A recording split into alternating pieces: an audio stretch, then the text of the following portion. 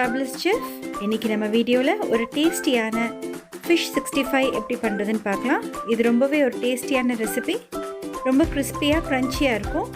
நீங்கள் நம்ம சேனலுக்கு புதுசாக இருந்தால் சப்ஸ்கிரைப் பட்டன் கிளிக் பண்ண மறந்துடாதீங்க. வாங்க வீடியோக்குள்ளே போகலாம். ஃபர்ஸ்ட் தேவையான பொருட்கள் பார்த்துக்கலாம். நான் இன்றைக்கி 2 டேபிள் ஸ்பூன் அளவு இஞ்சி பூண்டு விழுதை எடுத்திருக்கேன். 2 டேபிள் ஸ்பூன் கார்ன்ஃப்ளவர் மாவு எடுத்துக்கோங்க. அதே மாதிரி 2 டேபிள் ஸ்பூன் அளவுக்கு மைதா மாவு எடுத்துக்கோங்க. 1 டேபிள் ஸ்பூன் அளவுக்கு வரமிளகாய் தூள் எடுத்துக்கோங்க. தேவையான அளவு உப்பு, 2 எலுமிச்சம்பழத்தை புளிஞ்சு சாறு எடுத்து வச்சுக்கோங்க.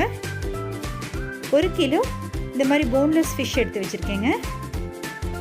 இப்போ ஒரு பாத்திரத்தில் நம்ம எடுத்து வச்சுருக்கிற இஞ்சி பூண்டு விழுதை சேர்த்துக்கலாம்.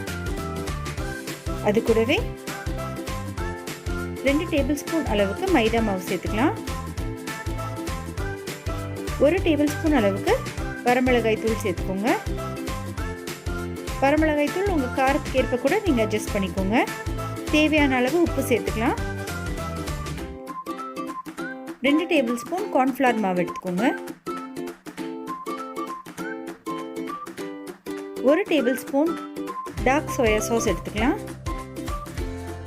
அது கூடவே 2 எலுமிச்சம் பழத்தோட சாறை சேர்த்துக்கோங்க. இப்போ இது எல்லாத்தையுமே நல்லா கலந்து விட்டு திக்கான பேட்டர் ரெடி பண்ணி வச்சுக்கலாம்.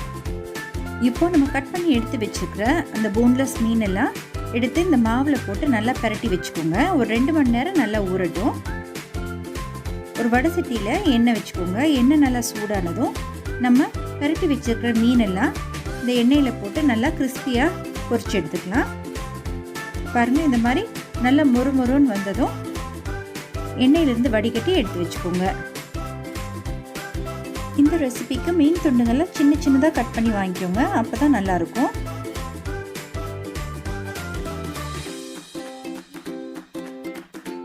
இதே மாதிரி நம்ம பரட்டி வச்சுருக்கிற எல்லா மீன் துண்டுகளையும் பொரிச்சு எடுத்துக்கலாம். கடைசியாக கொஞ்சம் கருவேப்பிலையும் பொரித்து இந்த மாதிரி மேலே தூவி விட்டுக்கலாம். அவ்வளோதான் ஃப்ரெண்ட்ஸ், நம்மளோட சூப்பரான ஃபிஷ் 65 ரெடி ஆயிடுச்சு.